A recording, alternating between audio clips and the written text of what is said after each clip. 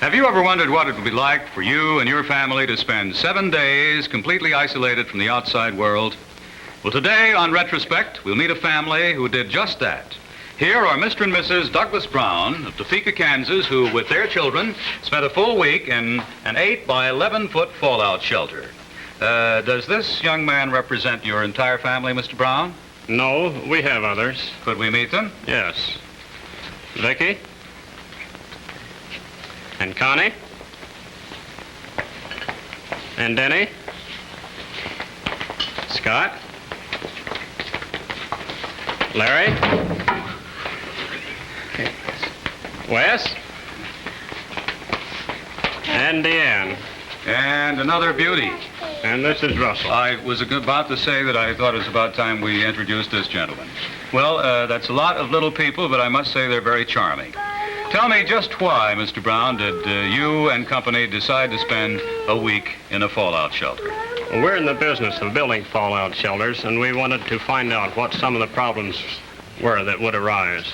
And also, we wanted to find out just exactly what our family would need to have in a shelter. Well, Mrs. Brown, I imagine you had a few problems along the way, for a first time anyway. What was your biggest problem? The biggest problem was keeping the children from becoming bored and fighting with each other. How did you handle that? We had an abundance of games and toys, and we controlled their play. We had talent shows. We had regular times for everything that we did, and we all did it together so that everybody was working with each other.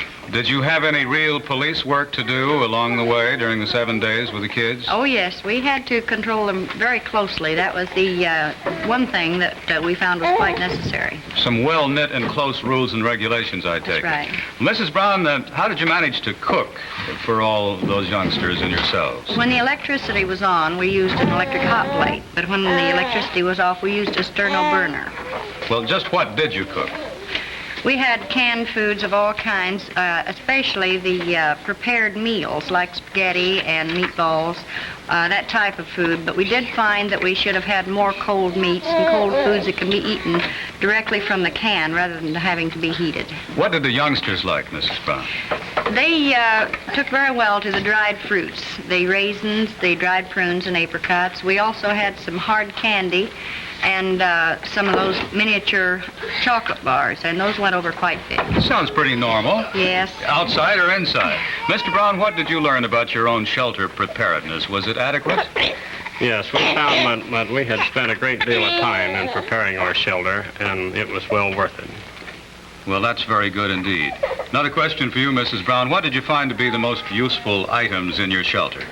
The first aid kit came in use within the first 20 minutes of being inside the shelter. That's par for the course, too. Right. What happened? I trust nothing serious. One of the boys stuck his hand into the blower that brings the fresh air into the shelter and received numerous cuts on his finger, and we had to put the first aid kit into use immediately. Well, a question for both of you, Mr. and Mrs. Brown. At any time, did you think of giving up? Yes, we did. About halfway through our stay, why, we become very depressed.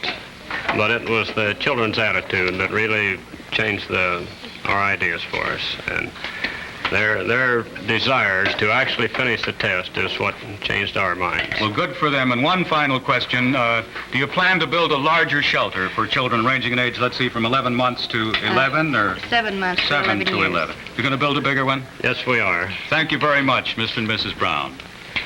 On Retrospect today, it is possible that someday all of us may face the same problems in shelter living. Only it will not be an experiment. It could be a matter of survival. We can all take our cue from the Browns and prepare now, so no matter what happens, our families will...